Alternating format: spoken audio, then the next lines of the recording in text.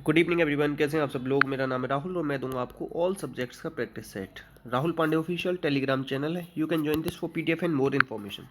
पहला क्वेश्चन है, व्यक्तिवाचक भाव और जाति संज्ञाओं का सही क्रम बताना है। तो एक चीज़ याद है, संज्ञा अर्थ के आधार पर कितने प्रकार की होती है? 5 प्रकार की।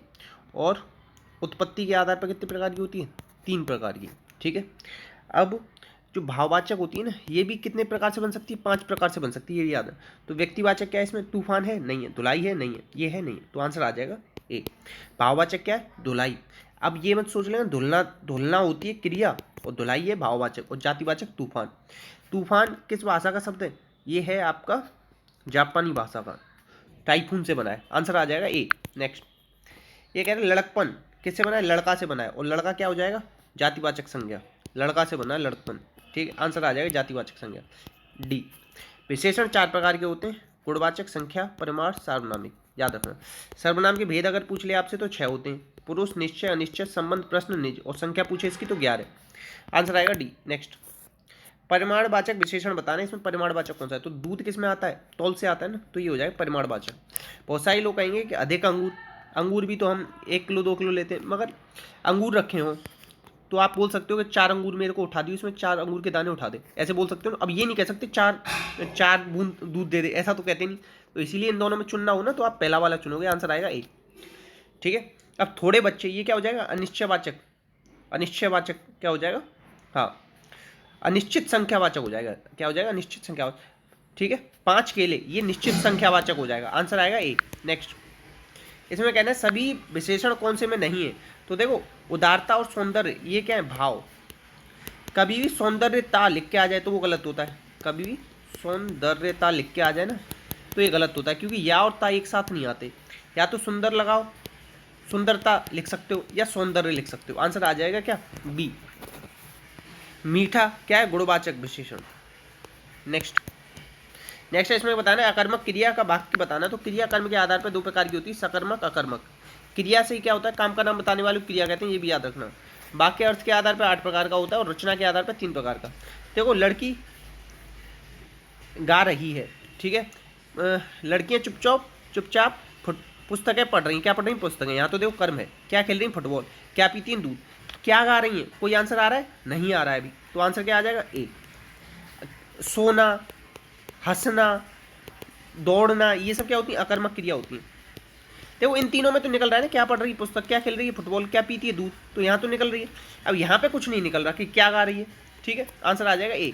नेक्स्ट, राजा सेवक को कंबल देता है। कभी भी दान देने की बात आ जाए, पसंद की बात आ जाए कि मुझे रसमलाई पसंद है या मुझे चाय पसंद है, तो इन सब के केस में क्या होता है? संप्रदान। संप्रदान के साथ के लिए भी आता है, ये भी याद रखना। संबंध में काकी की रारी है, कर्म के साथ को, मगर सजीव के सेंस में आएगा, निर्जीव के में नहीं आएगा। कारक को परसर्ग या विभक्ति चिन्ह कहते हैं, इनकी संख्या 8 होती है। तत्पुरुष समास में 6 कारक चिन्हों का यूज होता है, कर्ता और संबोधन छोड़ देते हैं।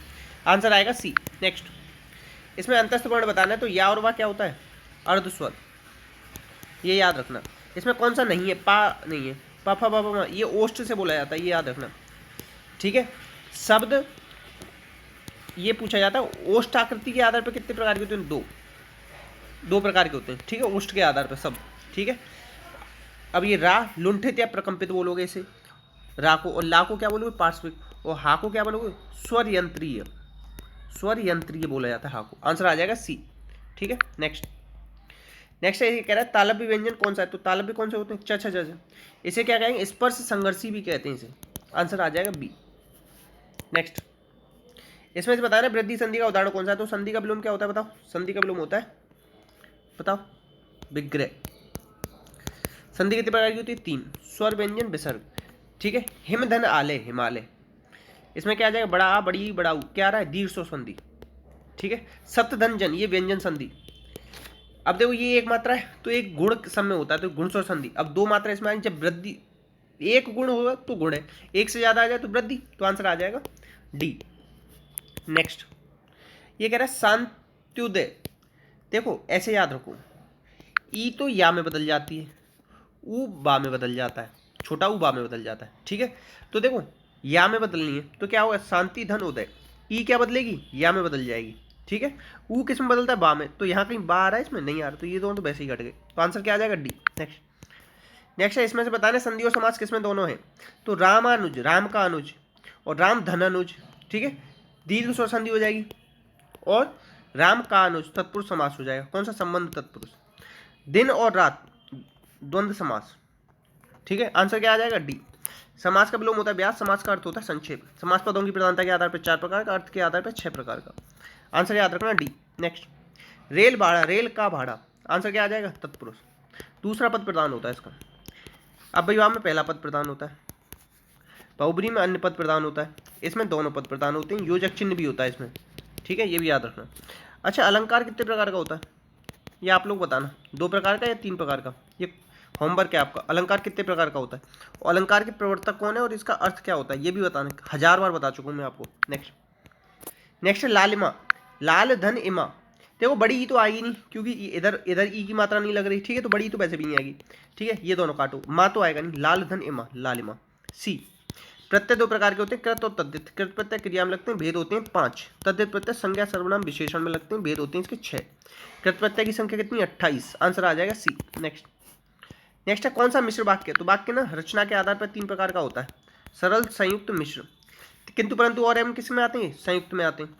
सीता पढ़ रही है, सरल वाक्य, एक उद्देश्य एक विधेय होता है इसमें, ठीक है। उद्देश्य क्या है इसमें? सीता पढ़ रही है, इसमें क्या है? विधेय। और सीता क्या है? व्यक्तिवाचक संज्ञा, ये सब याद रखना। आकाश में बिजली चमकती, ये भी क्या हो जाएगा? सरल वाक्य।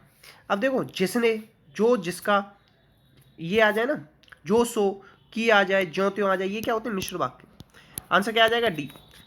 नेक्स्ट, ये कह रहा है उड़ीसा ओपन बैडमिंटन टूर्नामेंट 2022 में महिला एकल का खिताब किसने जीता है? उन्नति हुड्डा। इंपॉर्टेंट नाम रहेगा, सबसे कम उम्र की है, ठीक है, ये याद रखो। बैडमिंटन से रिलेटेड उबेर कप और थॉमस कप याद रख लो, ठीक है, ये याद रखो। अच्छा, रजा पर्व, धानु यात्रा, ये सब कहाँ मनाए जाते हैं? उड़ीसा में। उड़ीसा में नलवाना पक्षी विहार है, ये कहाँ है? चिल्का लेक में, ये भी याद रखो।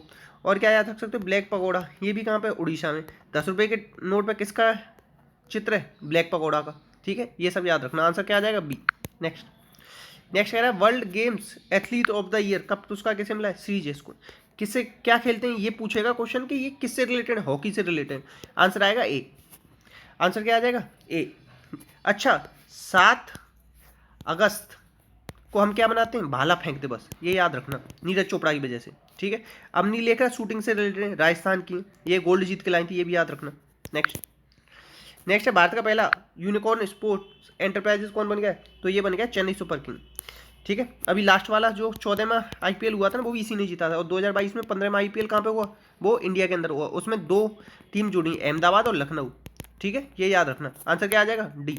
नेक्स्ट सिक्योरिटी प्रिंटिंग एवं मिंटिंग कॉर्पोरेशन ऑफ इंडिया ने नई बैंक नोट प्रिंटिंग लाइन, मतलब प्रिंट कहाँ होते हैं? देखो अब कहाँ पे होंगे? नासिक और देवास में भी होंगे। पहले से 4 हैं इसकी, कहाँ पे? नासिक, देवास और मैसूर और सालबोनी। सालबोनी कहाँ पे? वेस्ट बंगाल में, याद है। मैसूर कहाँ है? कर्नाटक में, याद रखना। आंसर आ जाएगा सी। आंसर क्या आ जाएगा? नासिक और देवास, ऐसे याद रखो।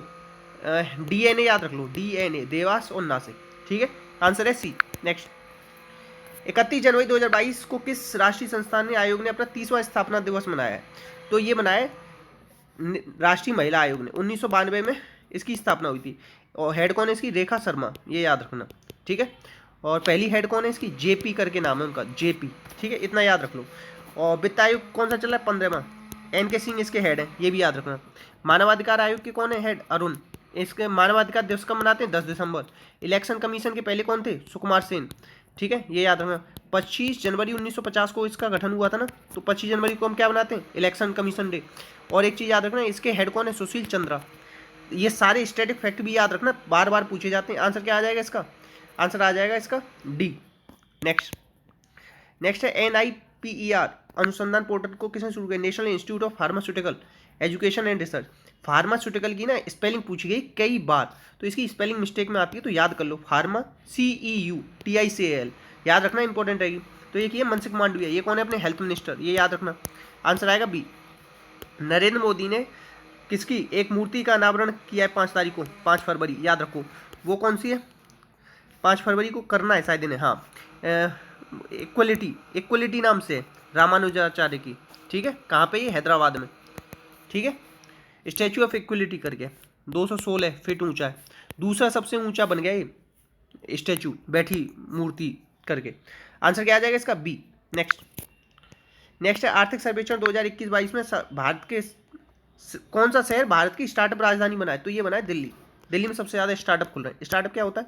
कोई भी नया एंटरप्रेन्योर बनते हैं ना, वो सब स्टार्टअप से ही बनते हैं। एंटरप्रेन्योर की स्पेलिंग बहुत पूछी जाती है। एंटरप्रेन्योर, TER नहीं आता, केवल इतना याद हो, TRE आता है इसकी स्पेलिंग में। नेक्स्ट ये कह रहा है 53 2200, ये 4 गुना है इसका, तो इसका 4 गुना क्या हो जाएगा? 6 चौक 24 240, 9 चौक 36, तो कितना हो जाएगा? 276 ए। नेक्स्ट देखो 8 दूनी 16 -4, 12 दूनी 24 -4, 20 दूनी 40 -4, 36 दूनी 72 -4, कितना आ जाएगा? 68 बी। नेक्स्ट अब देखो 37 से ये कैसे बना है बताओ? 37 से ये बना है तो ऐसे ही इससे बनेगा। तो 37 दूनी क्या आ जाएगा? 7 दूनी 14, हाथ लगाए, 3 दूनी 6 और 1 7, नहीं 7 और 3 10, छोड़ो अभी दिमाग में नहीं आ रहा, बाद में बताऊंगा। सुष्मिता का परिचय देते हुए आज़ाद कहता है वह मेरी माँ। सुष्मिता का परिचय देते हुए आज़ाद कहता है कि वह मेरी माँ के इकलौते भाई, मतलब मामा आ गया इसका, का इकलौता भांजा, ये खुद ही हो गया, की पत्नी है, इसकी पत्नी है, तो मतलब ये सुष्मिता कौन हो गई? इसकी वाइफ हो गई। आंसर आएगा ए। नेक्स्ट देखो 73 और 26 को जोड़ दो, 99, इन दोनों को जोड़ दो, इन दोनों को ये, तो ऐसे ही 64 और 57 को जोड़ दो, क्या है? 7 और 4 11, आंसर लगा 1, 6 और 5 11 और 1 12, 121 आएगा। नेक्स्ट अब देखो इसका आधा कर दो, कितना बचेगा? 34, इसका होता है 3, इसका होता है 4, आ गया। अब देखो ये 32 का आधा करो 16 का होता है पी, इसका आधा करोगे तो क्या होता है? 24, यही आ गया। इसका आधा करोगे 14, इसका आधा करोगे तो 8, 14 किस पे आता है बताओ? एन, और 8 किस पे आता है बताओ? एच पे, NH आ जाएगा आंसर आ जाएगा डी। नेक्स्ट अब देखो MZ, M का क्या होता है बताओ? 13, Z का क्या होता है बताओ? 26, इन दोनों का गुणा करो, यही आ जाएगा। P कितने पे आता है? 16 पे, S कितने पे आता है? 19 पे, तो 6 नाम 54, आखिरी में 4 आएगा, तो डी आ जाएगा आंसर। नेक्स्ट अब देखो 3 दूनी 6, 6 और 17 23, ऐसे ही 7 पंजे 35, 35 और 14 45 और 4 49, आंसर बी। नेक्स्ट ये कह रहा है शरारती और बच्चा और दादाजी, बच्चा और दादाजी दोनों शरारती हो सकते हैं कुछ, ठीक है, आंसर आ जाएगा ए। नेक्स्ट है ये कह रहा है रीबॉक्स को ये लिखा है, तो बी भाई, तो एन का क्या हो जाएगा? एम, इन दोनों को जोड़ो, 18 और 5 23, तो G 7, O 15, 15 और 7 22, 22 एम आना चाहिए शुरुआत में, तो 22 एम कहाँ आ रहा है? ये आ रहा है, ठीक, यही होगा। नेक्स्ट कह रहा है 6 सेंटीमीटर ऊंचाई वाले एक ठोस बेलन का आयतन दे रखा है, बेलन की त्रिज्या, बेलन का क्या होता है? Pi r square h, pi r square क्या हो जाएगा? आर तो निकालनी है, आर स्क्वायर, एच हो जाएगी 6 बराबर 924, ठीक है। अब 6 से काट लो, 6 एकम 6, 32, 6 पंजे 30, 2 6 चौक 24, ठीक है। अब 11 दूनी 22, और 11 से कितनी बार कटेगा? 14 बार, ठीक है, और 2 सत्ते 14, तो आर स्क्वायर कितना आ जाएगा?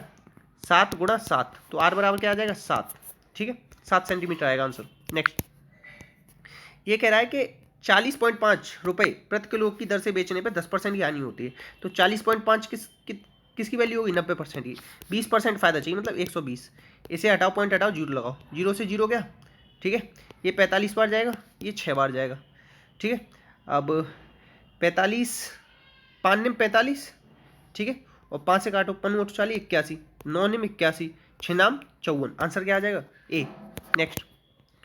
नेक्स्ट है ये कह रहा है कि एक वस्तु के लिए लाभ क्रय मूल्य का इतना है, मतलब कोई चीज़ को 40% एक्स्ट्रा लिख रखा है, इतने परसेंट की कमी की जाती है तो विक्रय मूल्य समान रहता है, तो बताओ नया लाभ। देखो ऐसा मानो कि किसी की कीमत थी 80 रुपये, 80 क्यों मानो? क्योंकि 12.5% कितना होता है? 1/8, इसीलिए 80 माना है। 40% का फायदा करके अंकित किया होता है, मतलब इसका 40% होगा 32, तो 112, ठीक है। 40% कितना होता है 80 का? 32, तो ये आ जाएगा 112।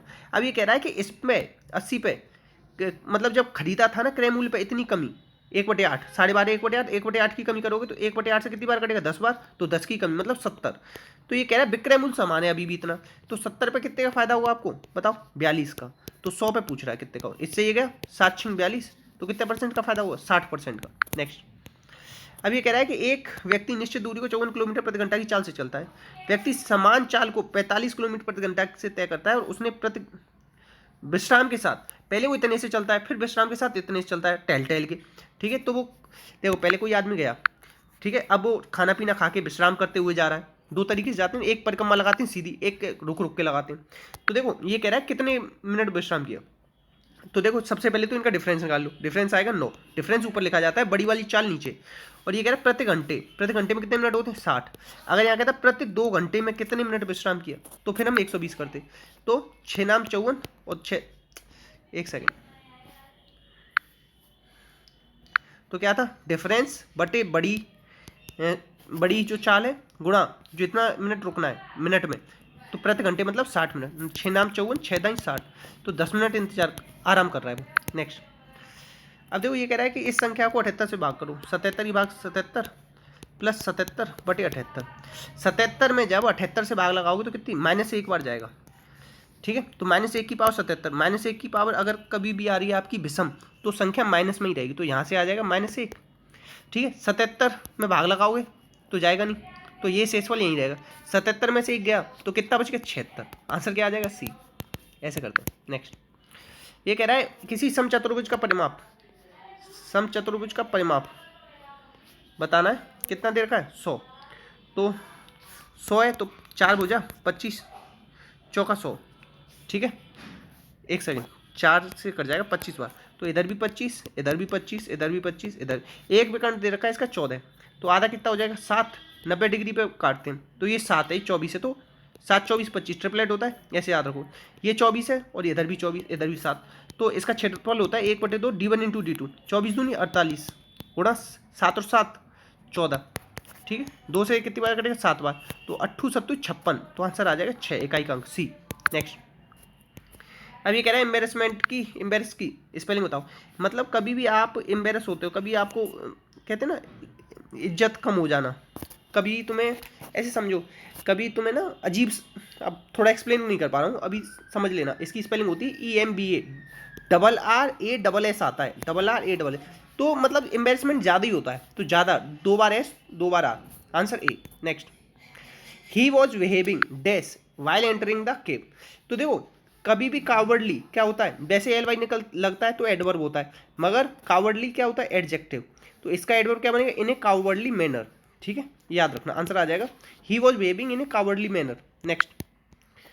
नेक्स्ट है the difference between the 2 photograph will remove with the help of Photoshop. Should remove चाहिए ही चाहिए, जरूरी नहीं, मस्ट आएगा नहीं, कुड हैव बीन रिमूव ऐसा किया जा सकता, रिमूव किया जा सकता था, आंसर आ जाएगा बी। नेक्स्ट, अब इसमें स्पेलिंग बतानी, सुपरसीड में ना 2 एस आते हैं, सुपर SEDE सीड, लेफ्टिनेंट की लिख लो लाई यू टेन एंट, ऐसे याद किए मैंने, ठीक है, आंसर क्या आ जाएगा डी। नेक्स्ट, ये बताना प्ले जो मतलब प्ले को लिखने वाला जो होता है उसकी स्पेलिंग पूछ रहा है, तो वो होती है play WRIGST। Next, Karan will turn up only if C dash to ceremony. कभी भी इफ पहले आपको दे रखा हो फ्यूचर, तो इफ वाला जो सेंटेंस होगा ना वो प्रेजेंट में होगा, इज इनवाइटेड बी। अभी कभी हेड प्लस B3 हो तो वुड हैव प्लस B3 आता है, ये भी याद रखो, ठीक है। अगर हेड प्लस B3 हो, हेड प्लस B3 तो कंडीशनल में आता है वुड हैव प्लस B3, ये याद रखना, आंसर आ जाएगा इज इनवाइटेड। नेक्स्ट है a whole bag of trick, मतलब बहुत बड़ा, होल बैग पूरा बैग, मतलब all the clear means to achieve something. Achieve की स्पेलिंग देख लेना, बहुत ज़्यादा पूछी गई, ACHI, अच्छी ईव, ऐसे याद हो, अच्छी ईव, आंसर आएगा ए। नेक्स्ट, ये कह रहा है एक्सपर्ट से that the Mount Everest and the Mariana Trench are the top and the bottom part of the earth. Top and bottom नहीं आता, the topmost and bottommost part of the earth आता है, answer आएगा C, topmost bottommost होता है। Next है parsimony मतलब जो मितव्ययी हो, बहुत कम खर्च करता हूँ, मितव्ययी मतलब फ्रूगैलिटी, ऐसे याद होगा। जेनरस मतलब होता है उदार, बाउंटी मतलब भी उदार, रेडनेस मतलब होता है तैयार रहना, तत्पर रहना, फ्रूगैलिटी मतलब क्या हो जाएगा, आंसर आ जाएगा डी। नेक्स्ट, मितव्ययी। नेक्स्ट, ये कह रहा था famous Greek philosopher Aristotle is considered as the father of biology. पहले तो एक क्वेश्चन आप जीके का ऐसे भी याद रख सकते हो, फादर ऑफ बायोलॉजी कौन है, अरिस्टोटल, मगर कंसीडर्ड के बाद एज नहीं आता, ये याद रखो, इसमें बी गड़बड़ है। Next, go through the roof के ऊपर जा रहे हो तो मतलब to increase beyond all expectation. Next, next है the CGL aspirants have been waiting for their result. अब याद रखो, अवेटिंग के साथ फॉर नहीं आता, या तो अवेटिंग लगाओ या वेटिंग फॉर लगाओ, या तो देखो अवेटिंग लगाओ या वेटिंग फॉर लगाओ, वेटिंग फॉर। जैसे इन स्पाइट ऑफ आता है, इन स्पाइट ऑफ, और क्या आता है डिस्पाइट, डिस्पाइट के साथ ऑफ नहीं लगता, ये याद रखना। तो यहाँ पे से फॉर हटा दो, रुको यहाँ से ए हटा दो, वेटिंग फॉर रहने दो, या नहीं तो क्या कर दो अवेटिंग कर दो, ठीक है, समझ गए होगे। नेक्स्ट, इफ आई वॉज डेस, मतलब ये कह रहा है कंडीशनल है, अगर मैं ऐसा होता तो उस केस में आई के साथ वर लगाते हैं, याद रखना A. Next, casting pearls before swine, देखो एक होता है स्वान, ये तो होता है हंस, ये तो सही है, मगर स्वाइन मतलब क्या होता है पिगलेट, मतलब जो पिग की फीमेल पिग को क्या कहा जाता है स्वाइन, मतलब ये क्या हो जाएगी फीमेल सुअर हो गया एक तरीके से, ठीक है। To offer something valuable to someone who does not recognise its worth, ठीक है, आंसर क्या आ जाएगा डी। नेक्स्ट, अच्छा समवन क्या होता है बताओ, समवन ये आ जाता है सिंगुलर में, ठीक है, तो इसी के साथ हु क्या है रिलेटिव प्रोनाउन, इसी के अकॉर्डिंग ये क्या है ये डज, आंसर आएगा डी। नेक्स्ट है कट द ग्राउंड फ्रॉम, मतलब किसी का ग्राउंड अगर आप कट कर रहे हो तो क्या कर रहे हो, to do something which weaken their position, मतलब किसी की पोजीशन को वीक कर रहे हो। नेक्स्ट है my closest is overwhelming with ancient artefacts with little or anything, देखो एक चीज याद है, लिटिल और नथिंग आता है, लिटिल इफ एनीथिंग आता है, ठीक है, ये याद रखो, लिटिल और नथिंग आता है, एनीथिंग नहीं आएगा इसके साथ, तो गड़बड़ का है बी वाले पार्ट में, little or anything. Next, chase one's tail, मतलब किसी की टेल को चेज कर रहे हो, तो मतलब क्या कर रहे हो, spending a lot of time energy doing a lot of thing which actually but actually achieving too little, मतलब बहुत कम अचीव हो रहा है और फालतू मेहनत करे जा रहे हो, आंसर आएगा C. Next, it's time more draconian visor dash rotten, अब एक चीज़ याद रखना, it's time it's high time ये सब अगर कहा जाए ना तो वर्ब की सेकंड फॉर्म आती है, तो ये तो है नहीं, तो क्या आ जाएगा बर, ए आ जाएगा। Next, it's time it's high time इस सब के साथ। तो इतने क्वेश्चन थे, प्लीज़ शेयर करना, सपोर्ट करना, वीडियो अच्छी लगी तो लाइक करना, इसी के साथ अपना अपनों को ध्यान रखना। जय हिंद जय भारत।